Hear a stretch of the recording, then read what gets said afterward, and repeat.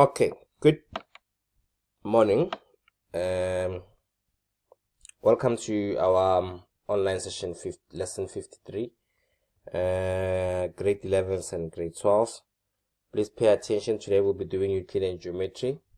So we'll be doing a summary of the theorems, and then on the lesson 54, which is going to be tomorrow morning, we'll now be dealing with the proofs. So now we're doing the summary of those theorems. So they will be grouped in a way that we are going to first start at the center and then go to the circumference. So we'll be doing all the theorems that has to do with the center, and then after on, then we can move on to those that have to do with your circumference. So the keyword that you need to keep in mind is center, radius, and diameter. So we'll start first by defining some of them so that you can actually understand what we're talking about. Let me just draw a simple circle. This is our circle. I can do better than that. Let's draw a better circle. This is our circle. Good. And then when you have a circle, in the middle of that circle is what we call the center of the circle. Let's call it O for now.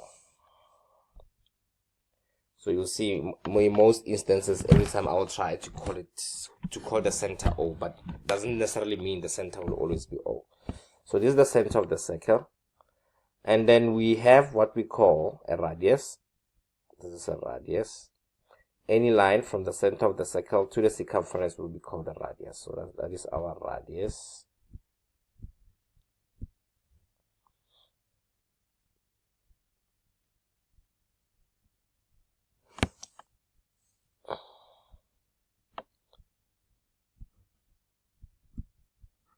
A radius. I hope it's clear. And then we have what we call a diameter. As we say, a radius will be a diameter is a line from one side of the circumference passing through the center of the circle to the circumference. It will be a radius. It needs to be a straight line. It's a straight line from the circumference. It needs to pass through the center of the circle to the other side of the circumference. So that will be a diameter. So the whole thing, if this is AB, so from here to here, it will be our diameter.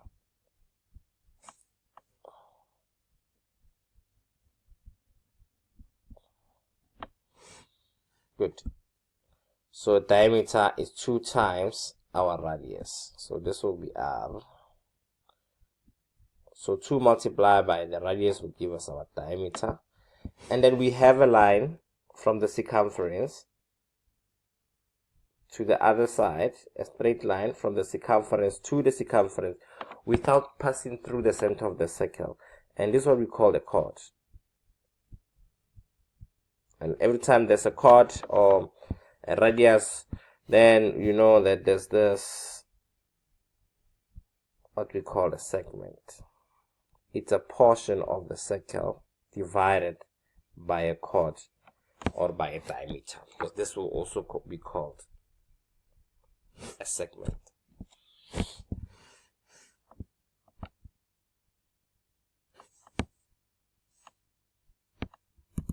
Good. So we got that out of the way. So we'll move straight to the theorem. Let me start first, but let me just use the space this side. Let me draw a line.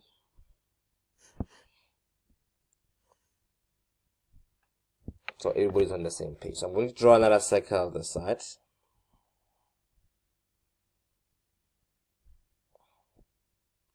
It's not a perfect circle. and then I have a center of the circle, and I'm going to draw a chord, a line from the center of the circle, and a 90 degrees, the first one. This is the theorem that we're talking about, this side. And this theorem states that a line from the center of the circle perpendicular to the chord will actually bisect the chord. What it means when you say it's bisecting the chord, it means that our AB, if we have this condition, will be equal to BC. So this is saying we have to see two conditions for us to conclude that AB is equal to BC. That means it will divide this into two equal parts. Two conditions needs to be met. Condition number one, we need to have a center. So we need to have a line from the center.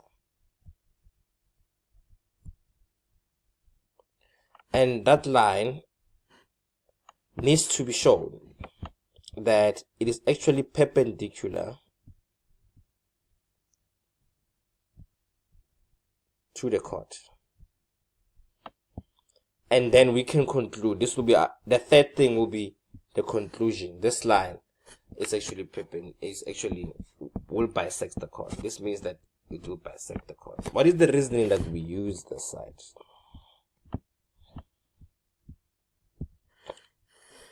In the reasoning, you use these conditions. You are saying a line, that's what you see. You use what you see. A line from the center of the circle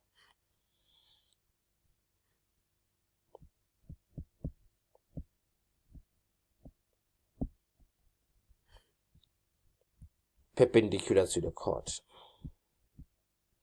If you look at the reasoning, it's just the two conditions that we talk about that they need to be met. So it's a line from center perpendicular to the chord. Don't write it will bisect the chord, because already that's your conclusion. So you will be saying, for example, if you are given, if one will give you to say, okay, let me give you, I need to also see this. Let's say you have a circle this side, and you have a center of a circle. Let's call it O.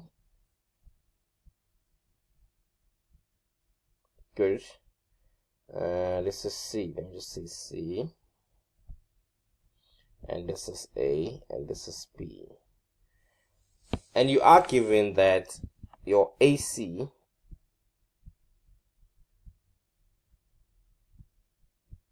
is equal to, let's say, 20 units.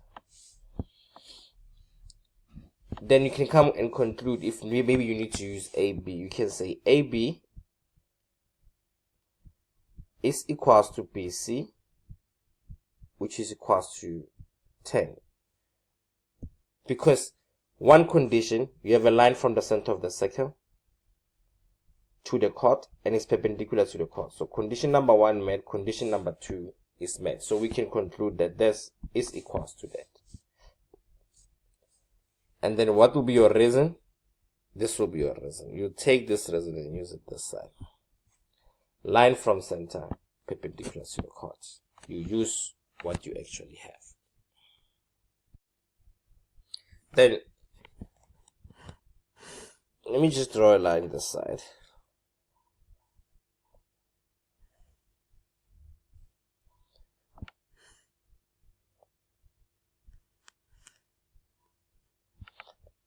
I'm gonna draw another circle. Let's hope it's gonna fit here.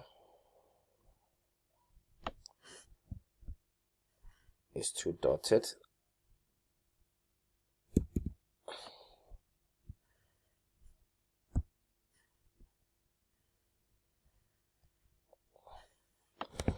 Good, not a perfect circle, but it will do.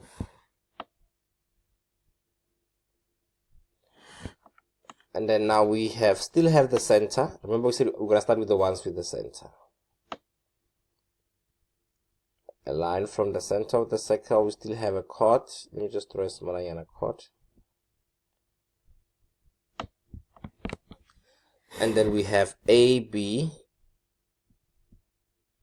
I'm going to keep using AB because ABC because it makes sense. All right, and then in this one we are given this. So the conclusion this side is that OB is perpendicular to AC. Now we also have conditions that needs to be met this side. First, we need to have a line from the center.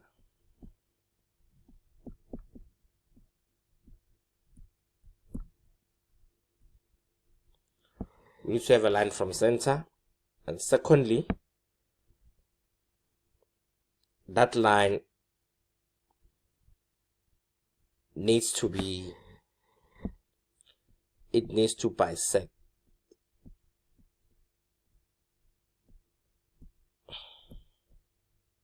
the chord. And then our condition, let me just write this in black with different, is that line from the center of the circle that is bisecting the chord will actually be perpendicular to the chord. And this is the,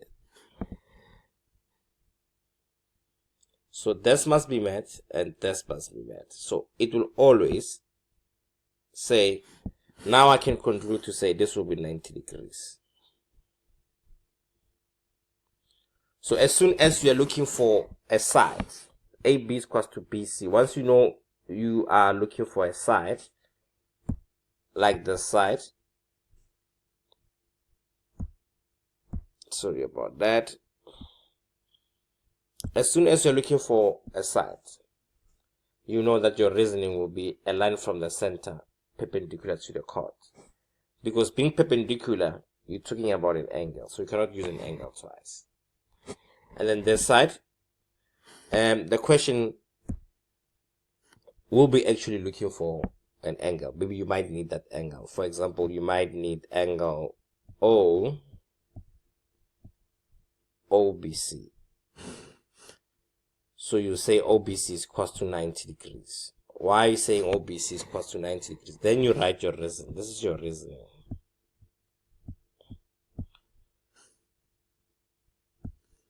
And you will see that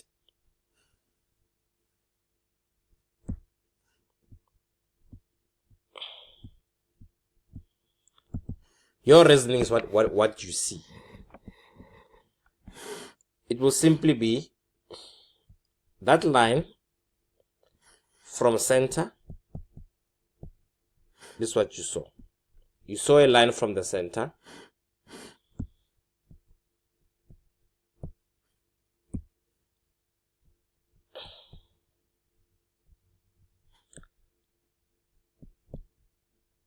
This is what you saw.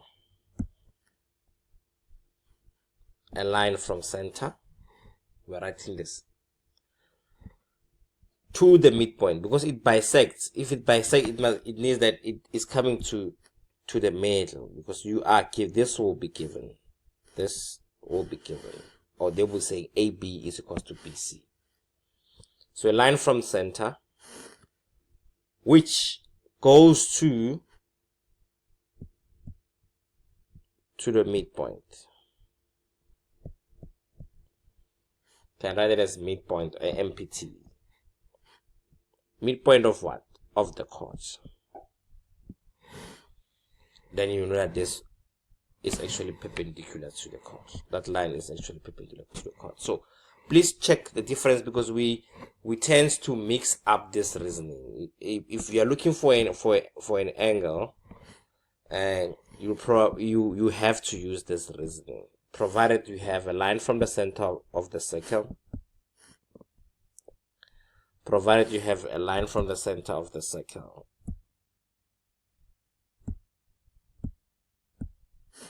A line from the center of the circle, and you are given that it is coming to the midpoint, because this BC is equals to AB. Then you can say the reason that you're going to use will be a line from the center to the midpoint of the chord. So this side, you'll be looking for the length. So you are saying our reason will actually be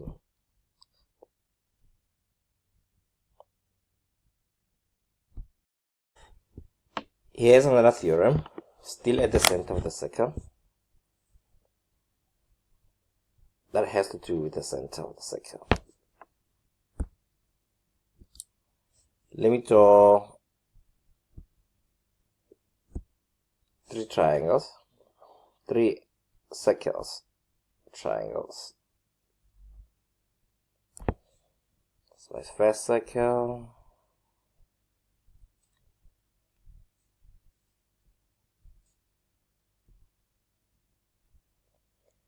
My second circle, and let me just draw the second one.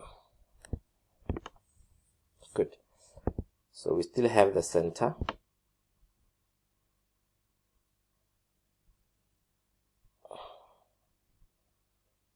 So it states that an angle at the of the circle, this is our angle at the center of the circle, is twice the angle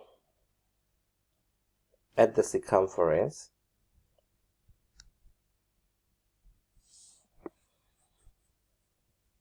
subtended by the same arc. This is the angle, and this is the angle at the circumference.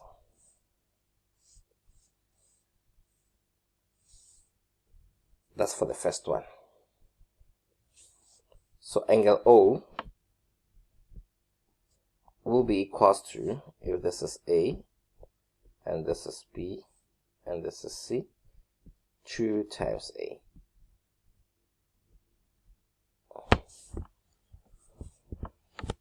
And they need to be subtended by the same arc. That's the arc. Please make sure that those 2 angles, the one at the circumference and the one at the center. So we're still dealing with angles that has to do with the center. Now we have placed another angle at the circumference. So the angle at the center is twice the angle at the circumference, subtended by the same arc. And this is also true, the same,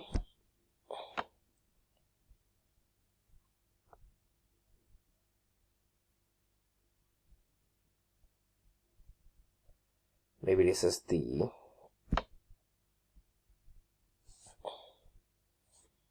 so let's see it as O, D. Let me erase this and undo.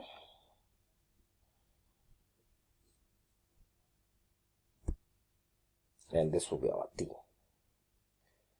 It's at the circumference, please.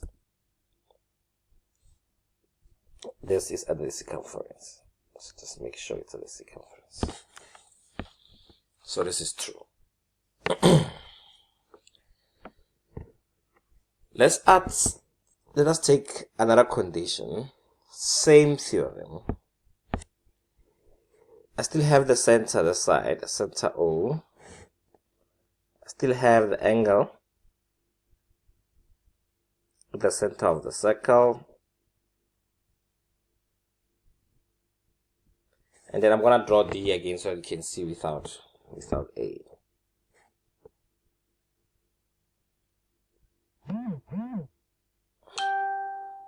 This is the circumference. So I have A, I have B, and I have C. This is also true.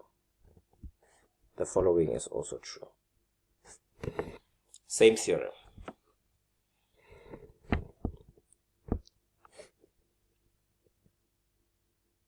And another condition, we can have at the center, just draw a line,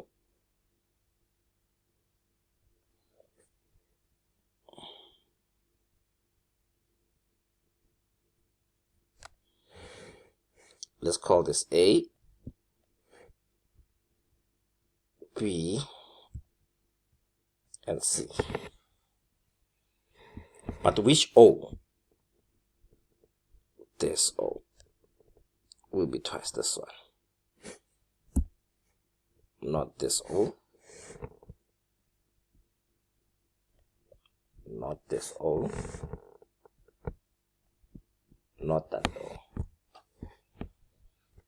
Right? I hope you see that. So this is also true. And what is the reason that we use?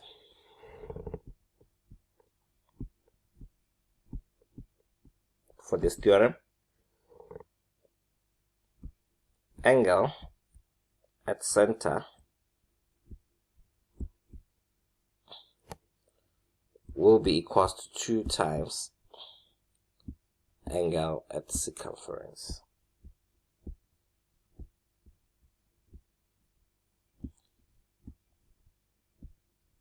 This means angle. So what are the conditions that we need to see before we can say that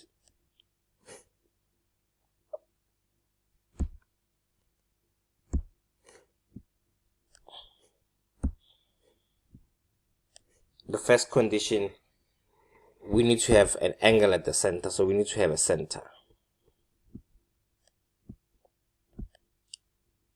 Angle at the center, one important condition. Number 2, you must also have the angle at circumference.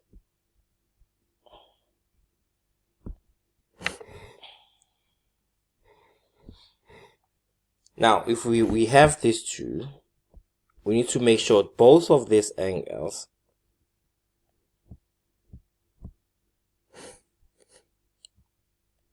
are both subtended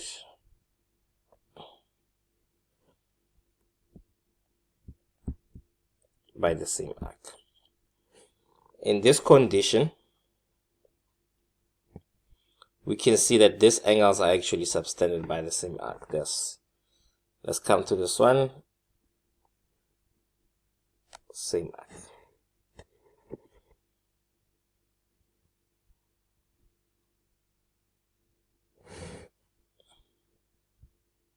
Same arc. They are subtended by the same arc. They are coming from the same point. It's very, very important that you see that. So it means if your angle A, let me just use this one. If your angle A, as an example, was actually, let me say, 40 degrees, then we will know that it needs to give us 80 degrees, even though it doesn't look like it, but it needs to give us 80 degrees. That's for example purposes. If this is 40, this will be 80. So this is the reason that we are going to use.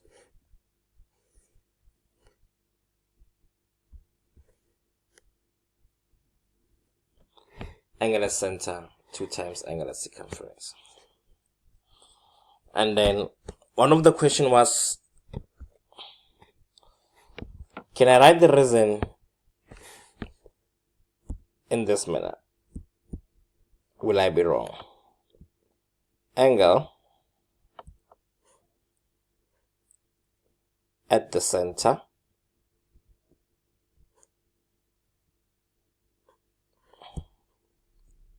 is equals to 2 times angle at circumference.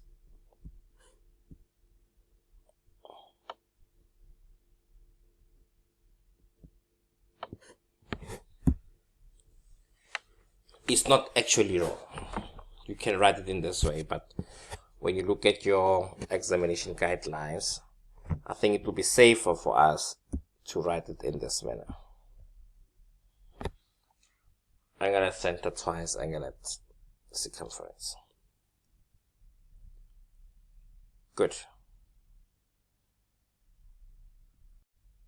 Still dealing with angles at the center. Let me just draw a line. And we still have another one at the center.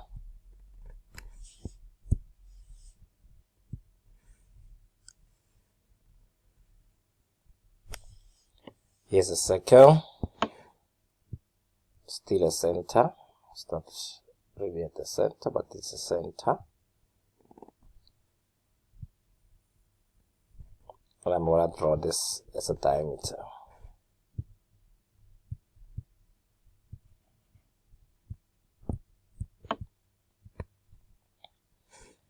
And then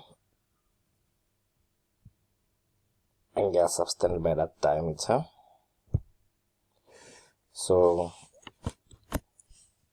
angles on a straight line, this will be 180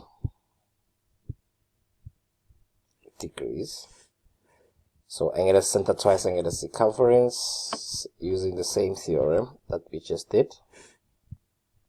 Now this will give us a 90 degrees. So just put it in red so that you can see it. It's a 90 degrees. Coming from the same theorem. This is also subtended by the same arc. Still true. Subtended by the same arc BC. So our A will be cos to 90 degrees. So in this theorem, once you see any angle subtended by a diameter, so your A will be cos to 90.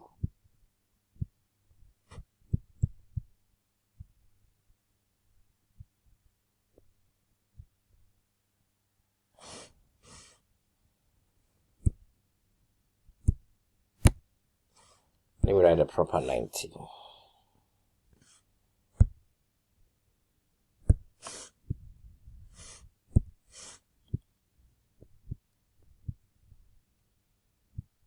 So 90 degrees. And the reason for this one is angle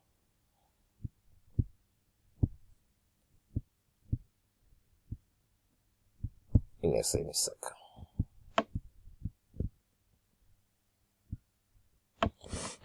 That's one of the reasons. So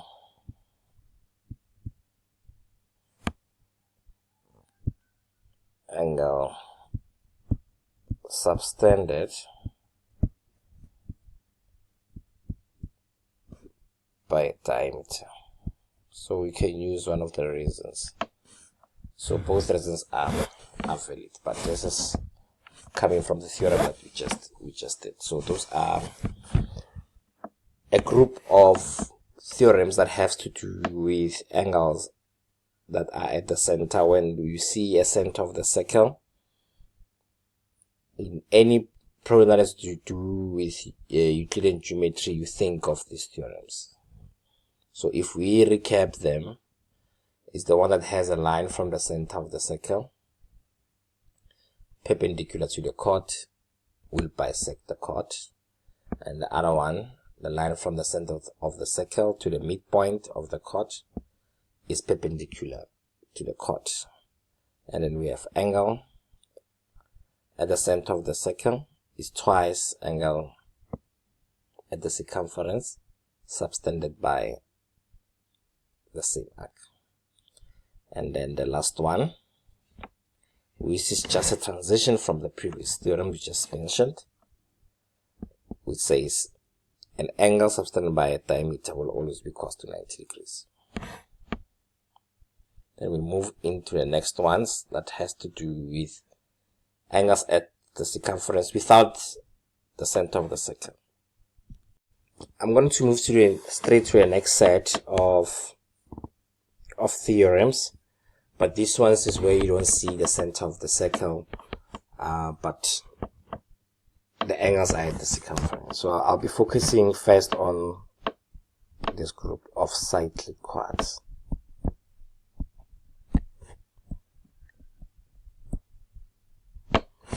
Cyclic equilateral, let me rewrite this.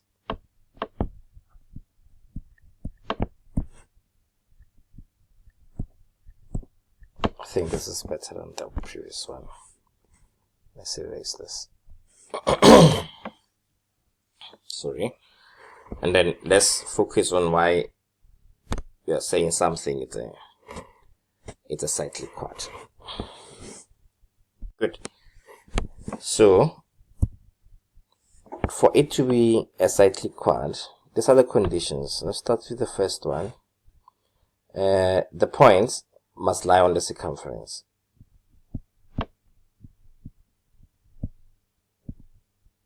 Those points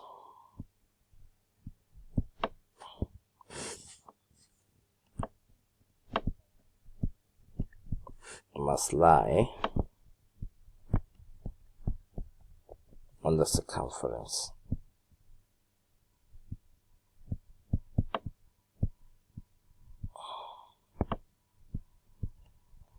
And number two, what does that mean? The other word for it is they need to be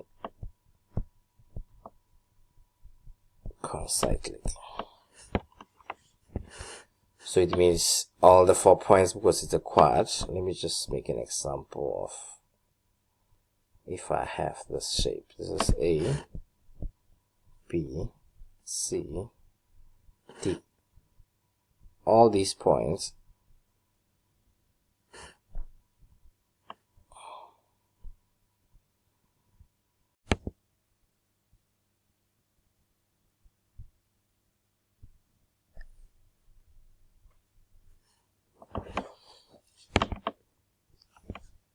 so that's the first condition, and then we'll just build up as we go. And then the second one is that if you have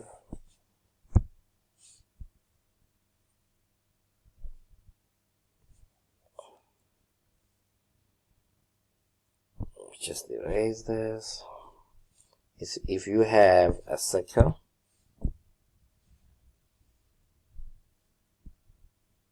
this will be a circle. Might not look like a circle, but it is a circle. Let's say this was a circle, and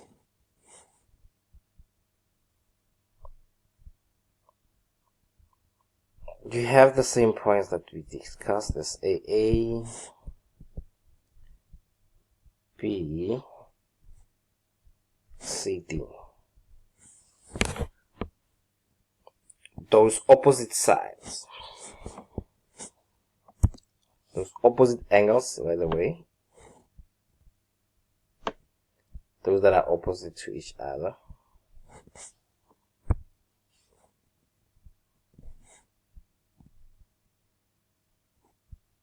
these.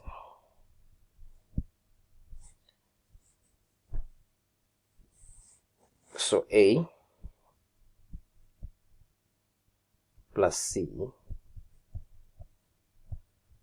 must be supplementary, and then B plus T must also be 180 degrees.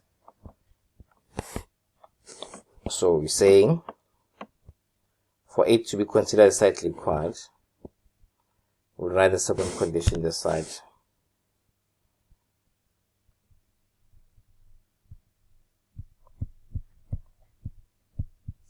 Opposite angles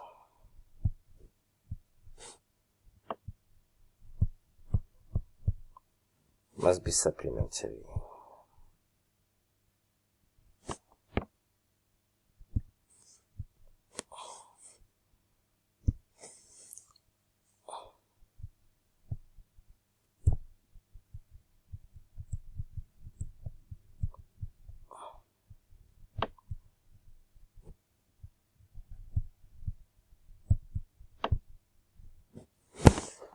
So the sum of them must actually be supplementary. And then let me draw another quad on this side. So if I will have another circle,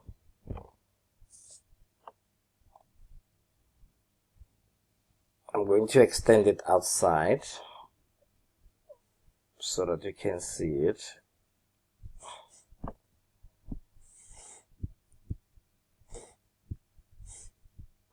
So for this one, can I call this B1 and B2? This must be equal to that. So that's our set condition. That says an exterior angle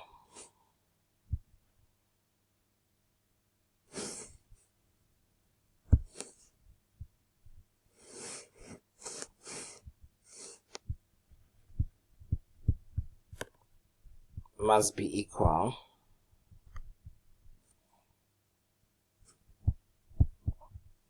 to the interior opposite angle. And this is what I actually mean. And how do you see it? If you take a look at this exterior angle, this one, you see it's an exterior angle. And why is it an exterior to a cyclic quad? These points needs to be concyclic. A, B, C needs to be concyclic. They need to be on the circumference. So if you look at this angle, it's an exterior because it's an extension of this line. It's a straight line. So if this line is not straight or it's not a straight line, this will not be an exterior angle of a cyclic quad. So you look and say, okay, the interior opposite, remember this and that, if you add them together, they give you 180 degrees. So B1, from what we discussed in number 2, B1 plus D is 180 degrees because those are opposite angles of a cyclic quad. They need to be supplementary. But we also know that the same is true to say B1 plus B2 is also 180 degrees. So with that being said, if you look, both of them are equal to 180 degrees and B1 is equal to B2. So if B1 is equal to B1 and then 1D plus B, and it means that this actually must be equal. Or what you can also do, you can subtract the two equations or equate them because both of them are equal to, let me just draw a line, both of them are equal to 180 degrees. So we can say B1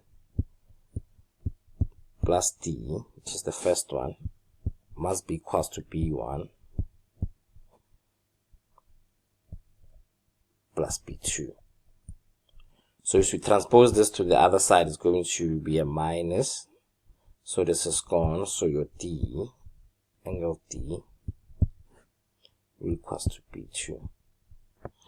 And that's how you see that it's an exterior angle. So normally I would make it easier to say, if this angle, you want to know which angle is it equals to it, you know that you're going to have to jump twice. You're here, 1, then you jump again, 2, the third angle is the one which is equal to that. Even if you can take that different direction, you go this side. Your 1, 2, and the third one is the exterior angle. So what I was saying is that, let me just draw the side. If you were to have something like this, good, I'm not extending this side, but I have an angle this side. It's an exterior angle, yes, but it's exterior because it's outside, but it is not equals to that because it's not an extension of a side. So this will not be equals to that. So it needs to extend the sides for this theorem to actually be valid. So thus 1, 2, 3, it will be equals to this. So if we have another one which is this side, let's do it in purple. It's this one. You want to know which angle is equals to. 1, 2, it will be equals to the side, even if you come this way, that way, equals to that angle. So that's an exterior angle of it. So we're saying that's our third condition. And then let me just erase this side so that we can get the condition. I think we are fine. I can also remove this example. And the fourth condition that can prove that something is a cyclic part is if we have, let me just draw a circle, and then I'm going to draw this for now, and draw this, and then if this angle is equals to that angle,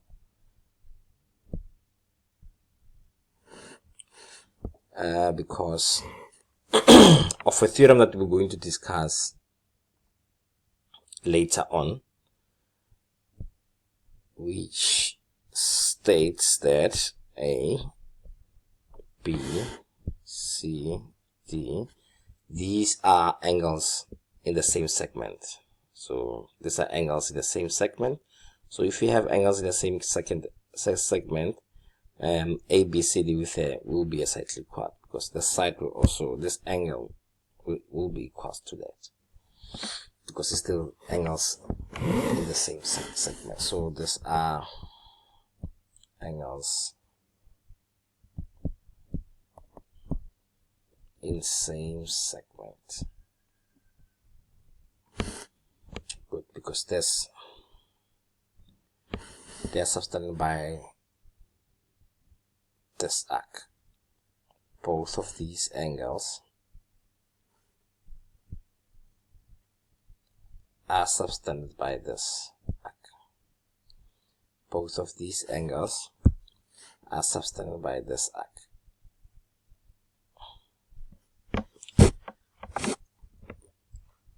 So if you have A being equals to B and having your C being equals to your D, therefore we can say this is a cyclic quad. So angles in the same segment can also prove if something is a cyclic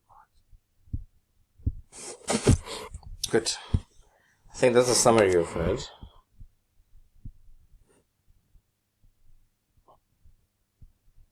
That's the summary of that. We must have all points needs to be concyclic, or opposite angles. The sum of the opposite angles must be supplementary. They need to add to 180 degrees.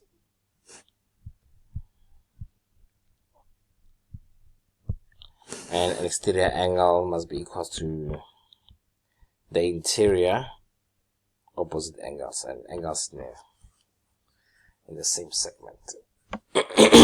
Now let's go to the reasoning.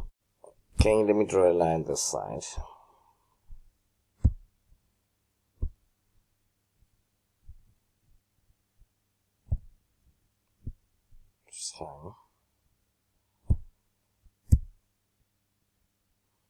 So we talked about the first one,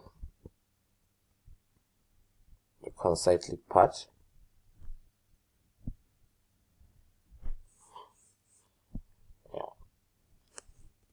my circles are not circling.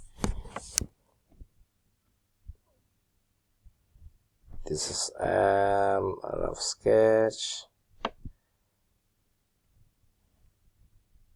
Good. Angle A.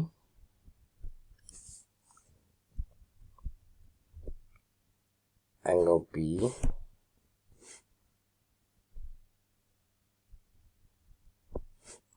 C and D. So we have A plus P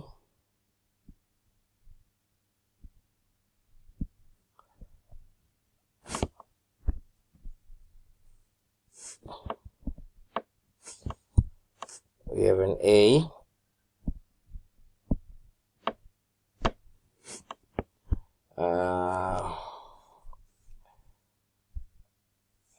my pen is running out of ink. So I have angle A plus angle B being equals to 180, and which is this angle and that angle. We're dealing with the reason now. And C plus D being equals to 180 degrees, and we'll use the same reason. Let's put the reason here. The reason will be opposite angles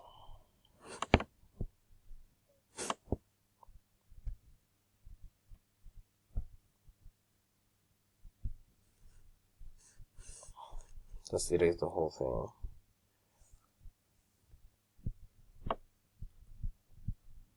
Opposite angles of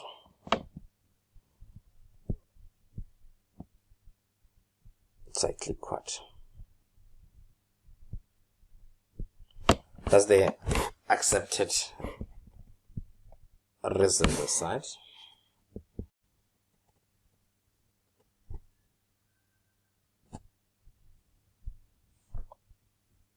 Remove this.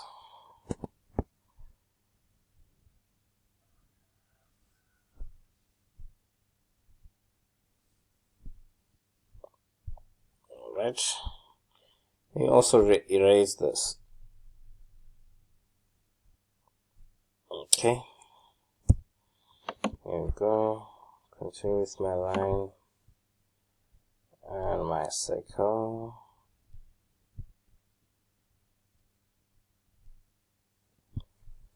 Let me draw a butter circle this side.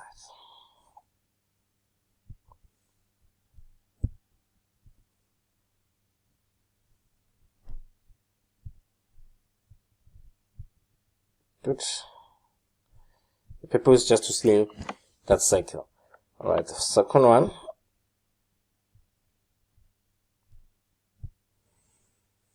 I'm going to extend that side. Probably you see clearly.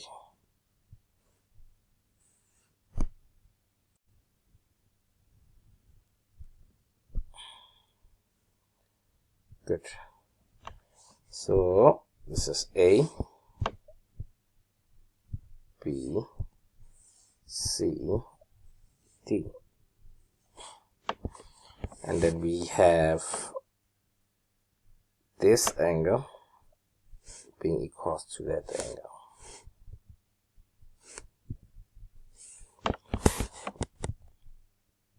Proper B.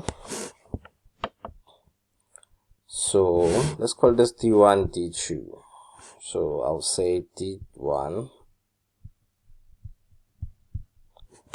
is equals to A.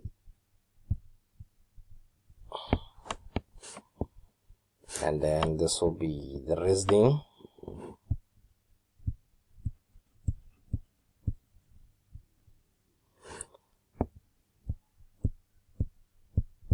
Exterior angle.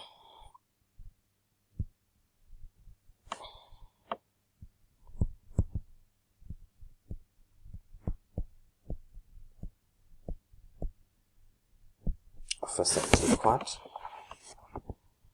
Let's move things a bit further down.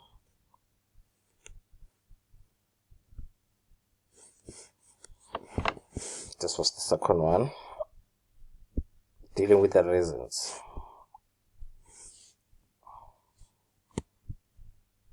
And then let's try the third one.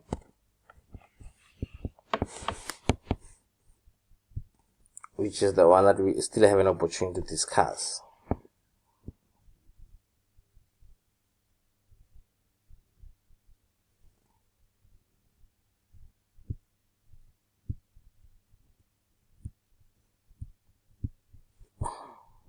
A, B, C, D. So for this one, A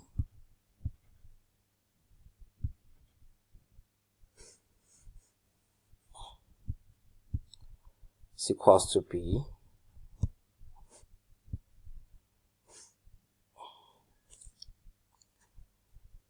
and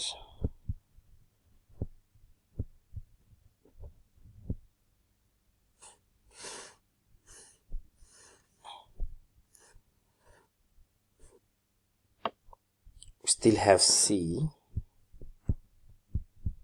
being equals to D.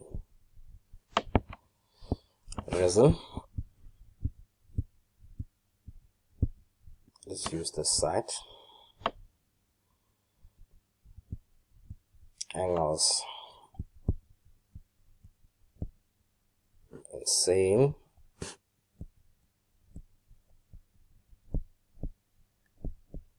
Second. Good, that's our part. So we can just look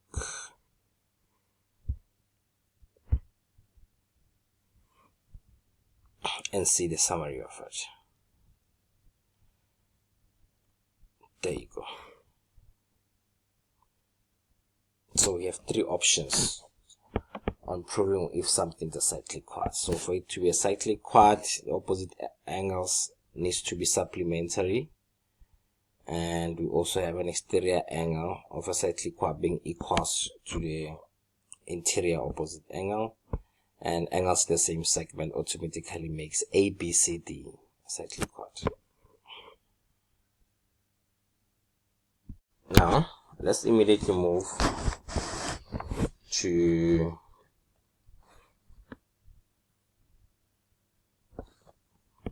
now the special one. It's coming back. Now I have a circle,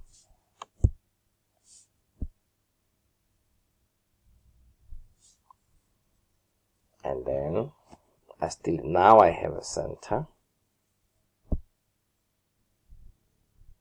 of a circle, but now it's moving to the circumference. Remember, this is a radius. And then I'm going to draw a tangent this side.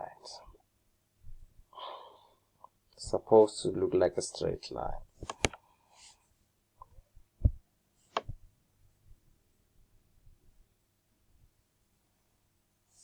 Let's make it look like a straight line. Good. So this is a tangent.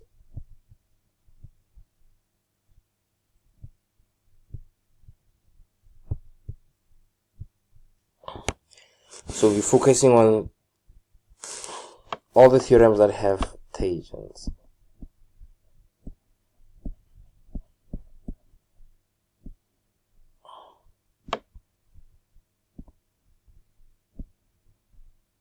Please bear with me with this pen of mine.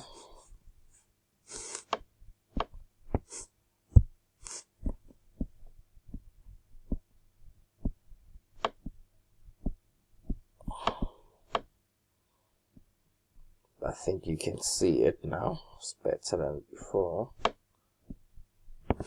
Tangents. So we're focusing on these. So we have a center of a circle, a line from the center of the circle to the circumference, which is a radius and a tangent. And remember, a tangent is a line outside the circle that touches the circle only once.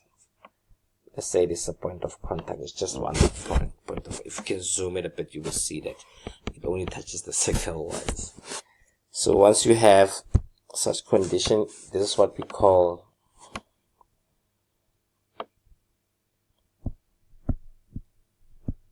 your tan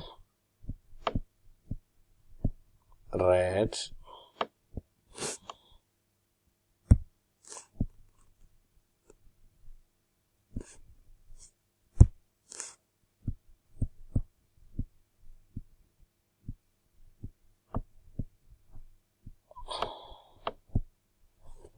theorem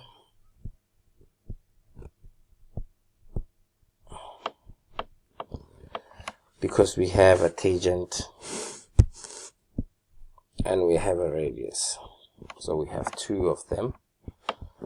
And it is said this is what we call an axiom.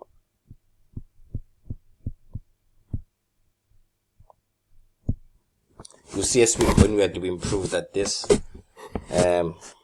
is what has not been proven, but it is true. It's not proven, but it is true. So if you have a tangent and a radius, the results will be a radius will be perpendicular to a tangent. So somebody can say, if you have this as P1, this as P2, this is A, this is C, this is O, then we can say P1 is equals to P2. So you can say a radius is perpendicular to a tangent, as this will be our reason.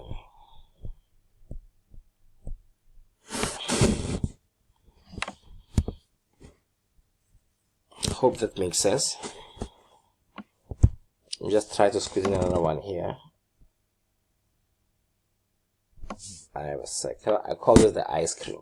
It looks like an ice cream. And then I have two tangents. One here. I'll throw another one this side.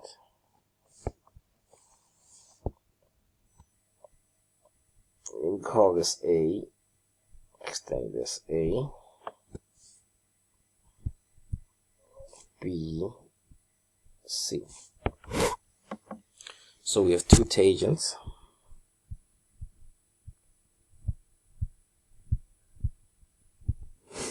That are drawn from the same point, that point being B. Two tangents drawn from the same point are equal. So this will then conclude that this is equal to it. So for this, we'll say A, B from a point of contact, distance from a point of contact.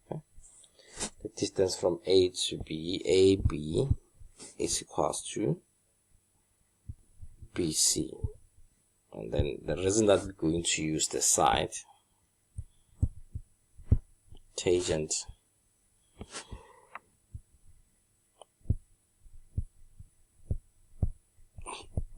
drawn from same point, you can say tangent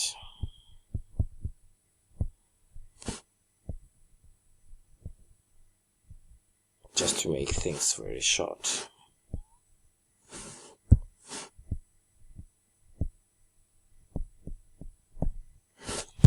Tangent drawn from the same point. Hope you understand. It has to do with size. Alright, moving right along. Let's get some space. Just erase this part for now. I don't need it anymore. Just erase it. captured it. And then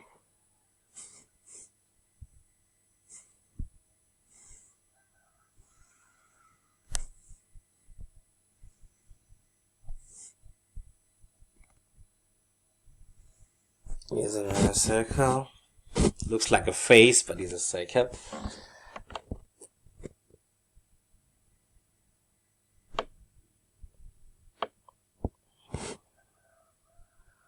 And then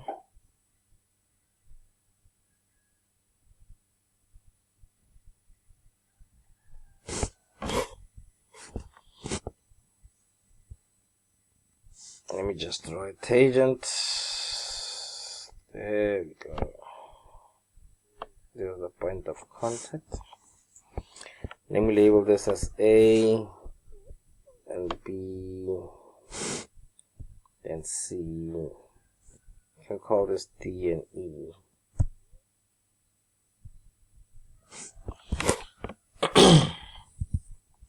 So in this theorem, we say an angle between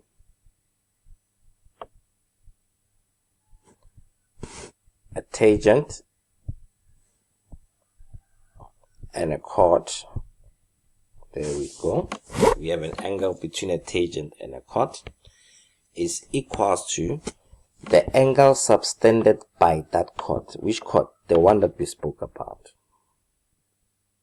This chord. We have three chords, but we started by saying an angle between a tangent and a chord is equals to an angle subtended by the same chord, which is which chord?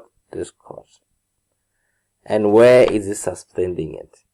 At an alternate segment, not in this segment, because the angle is already in this segment.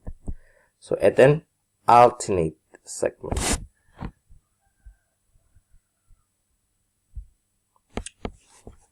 So it's equals to this. And then, so we'll say B, set it down here, B, let me just erase this cap. Let's call this C1, C2, C3. So that I can say C1 is equals to angle A. And the reason I can use that this side is I have a tangent and a chord. So we have a theorem for that. So this will be our result, your 10 chord theorem. We also get an opportunity to do these proofs, so you can see why are we saying this, but please make sure that you get it right. So your C1 is an angle between the tangent and the chord. So we still have another angle between the tangent and the chord. Let me just use a different color. Let me see if I can get more brighter color. Let me use green. Yes, green will do. So if you were talking about C3, so C3 will be this angle. This is the angle subtended by this chord and this part of the tangent. So this is the angle between a tangent and a chord. This angle is equal to the angle subtended by the chord. Which chord? Chord AC. This is your chord AC. What is that angle? There is that angle. In the alternate segment. Not in the same segment. Here side. In an alternate segment. So we can say, remember we said this was C3. can say now C3 is actually equals to B, angle B. Same reason. This side. Then other tools that you still need to remember or know, even though they are not theorems, please understand that, let's say we have a circle.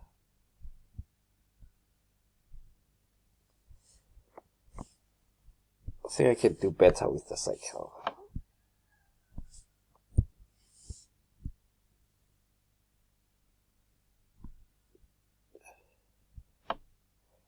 Right? And we have a center aside.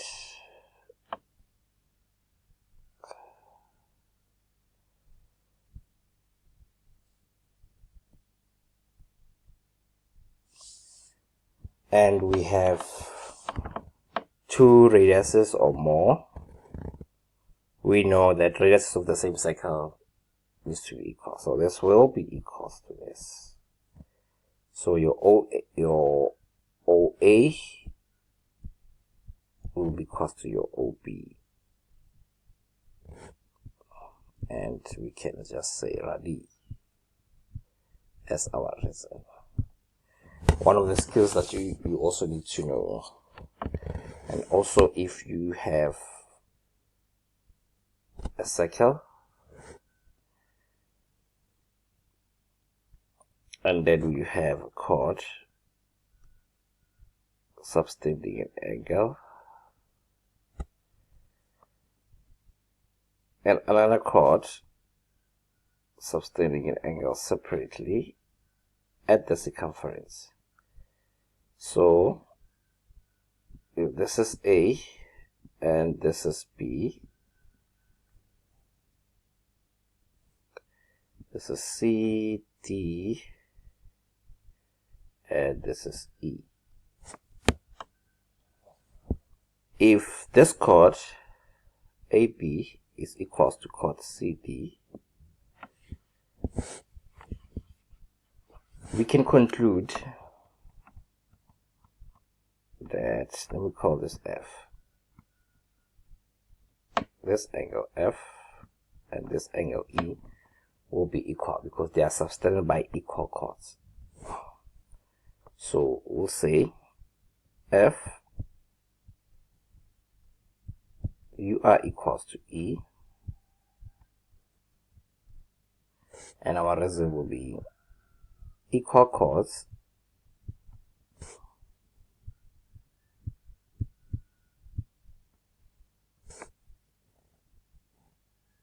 will subtend equal angles.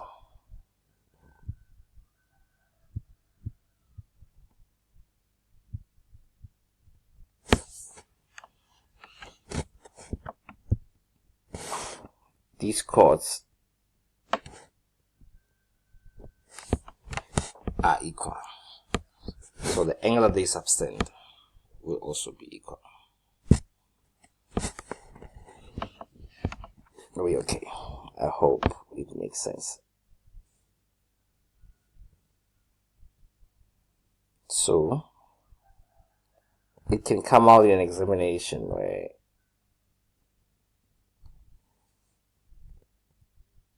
you have a chord, you have an angle,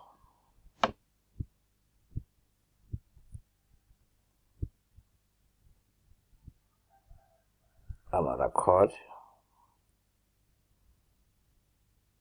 another angle, but this chord is equal to this chord.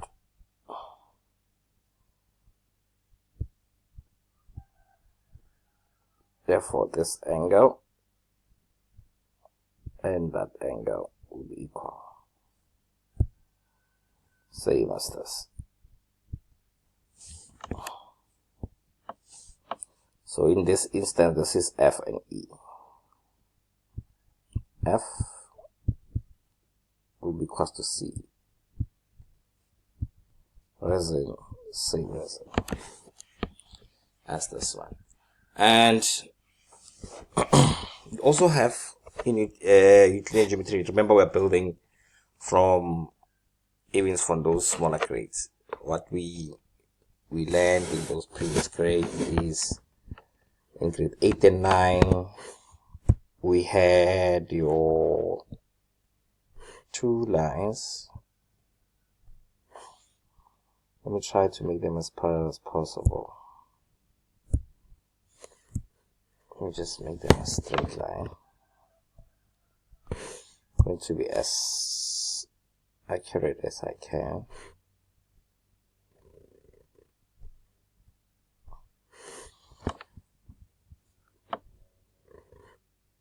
And we have a transversal line.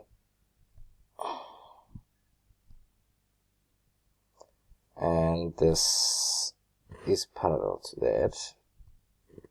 And we call this A. We call this B, C, D,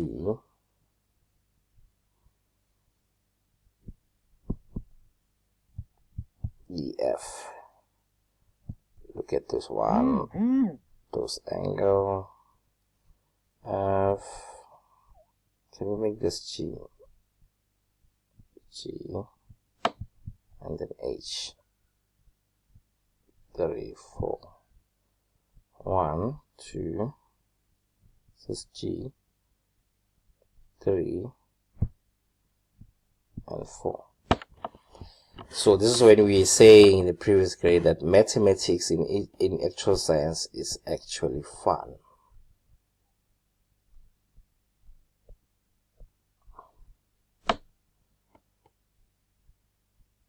Mathematics is actually fun. This will be your parallel lines. The fun of mathematics. So we're getting it from there, but A, B, and C, D must be parallel. It's very, very important. A and B is parallel. Once you have parallel lines, you must think of mathematics is fun, and C and AB is parallel to CD. So what you can get from the side is that as long as you can have an F, this angle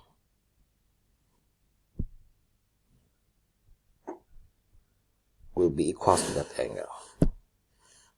So this is, you look at where are they.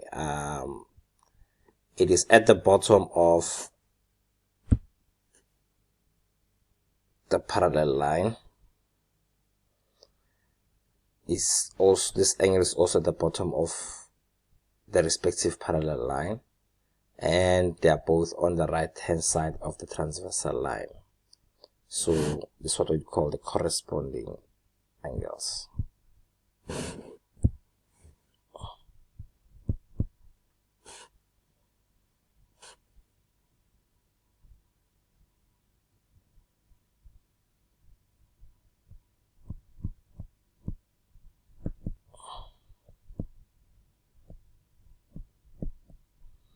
And it's very important that this must be true.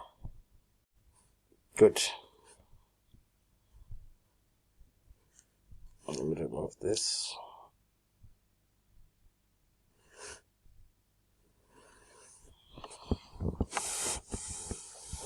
So those what we call the corresponding. I'm just going to show you an example from the diagram.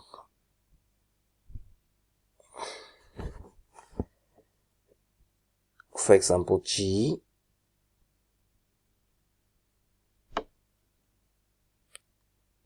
G3 is equals to H3. They are corresponding because the two lines AB is parallel and CD. And please also write the reasons. Don't forget to also mention those parallel lines. So we'll say G3 is actually equals to H3.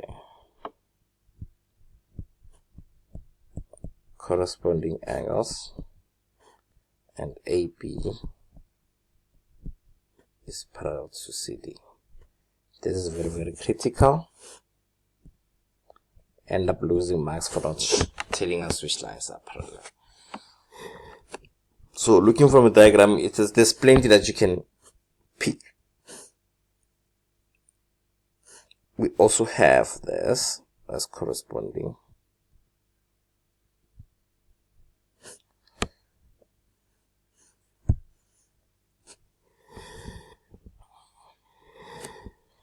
We also have that, just to mention a few, as corresponding to each other. And then, from the concept of parallel lines, I'm going to move into the U in the fun part.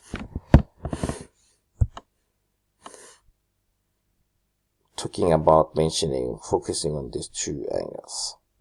You see both of them, they are inside the parallel lines. So for the U,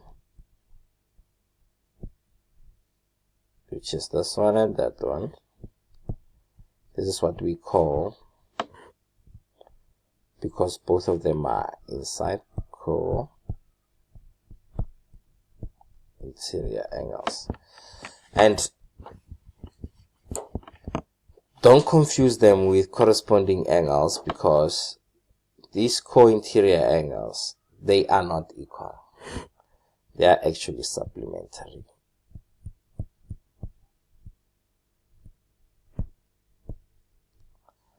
So let's go back to the diagram. If we take G3, parallel lines are here. Here's our U.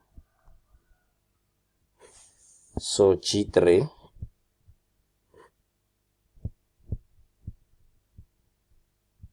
plus H2 equals to 180 degrees. And there's also G4 that you can just take a few.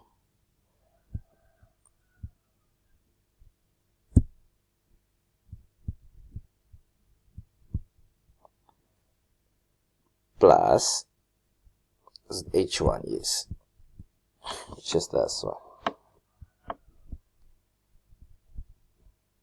Yes, our parallel lines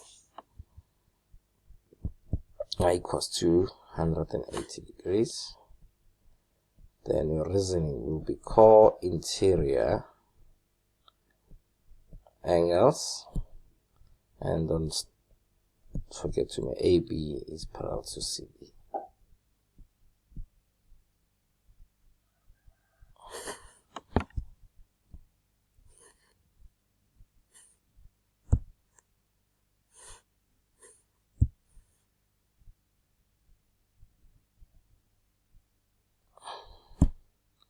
It's our CD.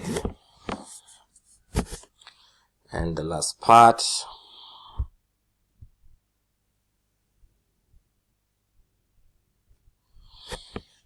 is the N or the Z.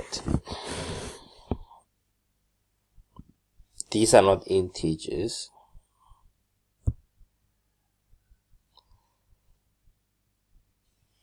It's just that we need to see. Let me just put it as a Z or as an N. Still okay.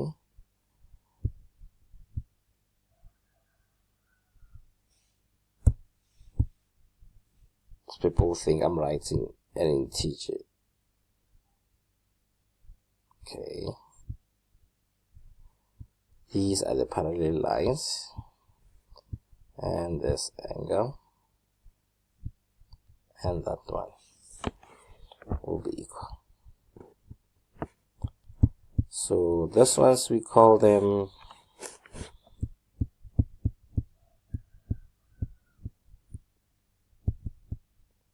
alternating angles. Remember when we talked about F, we mentioned that this angle is at the bottom of the parallel line. Even this angle is at the bottom of the parallel line, and both of them are on the right hand side, so they are corresponding. This one, they are alternating.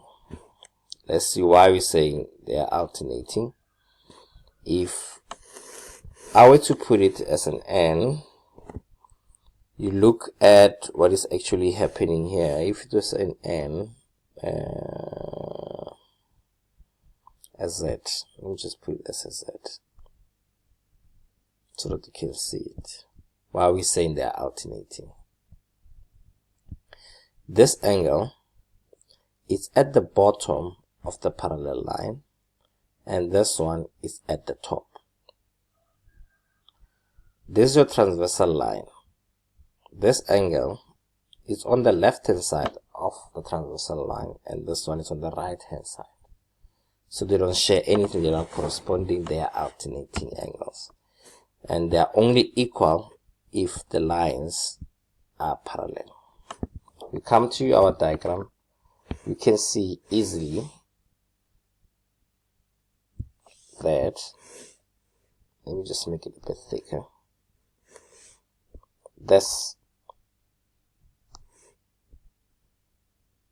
they are alternating angles. So we can say this was G. The G1 is equal to your H2. I think this was H2. And then our reasoning will be alternating angles.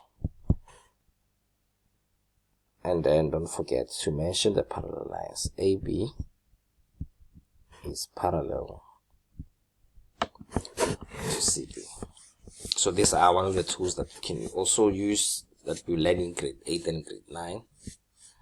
They will actually also help us a lot. Please don't forget that the co-interior angles are not equal. These are equal, yes. Alternating angles and corresponding angles are equal, but the co-interior angles are actually supplementary. Please check that one out. Any other resources you might need in Euclidean geometry? I'm going to be very quick with this one. That's from grade 8 and 9 to some in grade 10. But let's talk about if you might have a triangle inside those circles. You need to know all those types of triangles. But as far as angles are concerned, if you have a triangle, any triangle, you need to know that angle A plus angle B plus angle C is equal to 180 degrees. And the reason used is the sum of angles in a triangle. Then we can add it further to say you might have an exterior angle of a triangle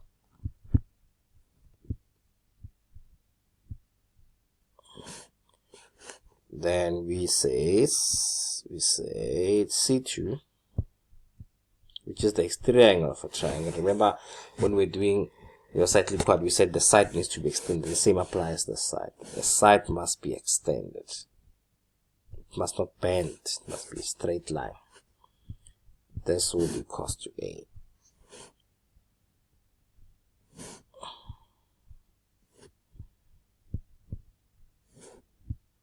Don't forget B.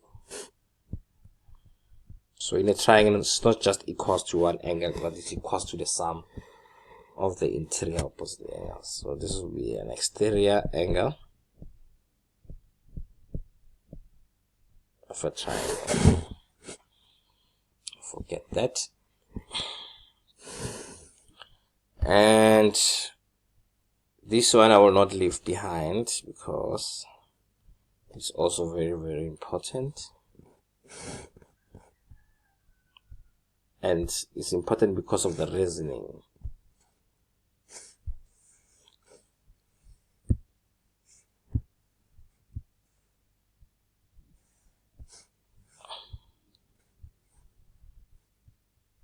A, B, C. This is an isosceles triangle. So if this side is equal to this side, it's an isosceles triangle, right? So it means we can conclude to say if AB is equal to BC in a triangle, these angles will also be equal to each other. So we can say angle B is equal to angle C. And our reason will be angles, because these are the ones that we're saying we are equal. So we are given that AB is equal to AC. So we are concluding that E and angle C are actually equal. But why are they equal? Because these angles are equal because those are the angles that are equals. These are the angles that are opposite to equal sides. This angle is opposite to the side. This angle is opposite to that side. The reason is important. These are the angles that are opposite to equal sides. The converse is true. When you have a triangle now,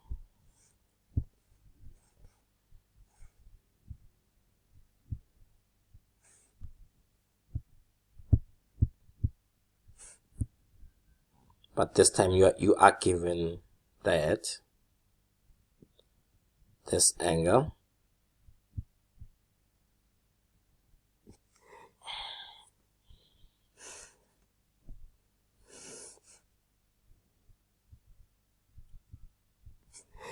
you are given that, so you will conclude to say the sides are equal. So you will say your AB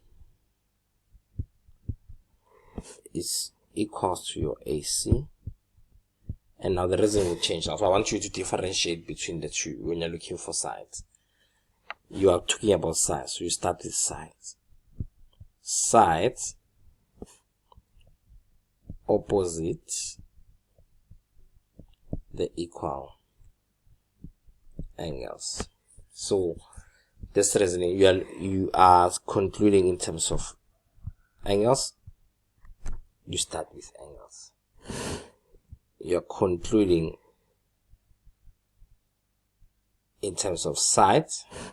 You start with sides.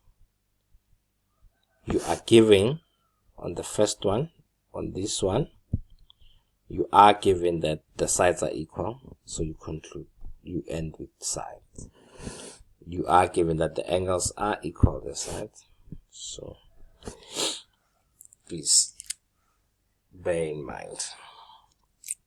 And the rest is when you have, this is grade 8 and 9 now.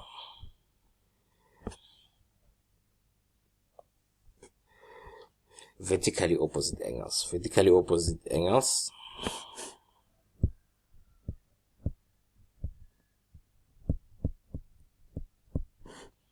they are also equal. Don't forget, the vertically opposite, this angle will be equal to that one. Those vertically opposite angles are equal, and then we have a revolution. A revolution is also angles around the point. They'll have to give us 180 degrees plus 180 degrees coming from angles on a straight line. So it means angles around the point must give us 360 degrees. Good. Now that we have the scales, in our next lesson now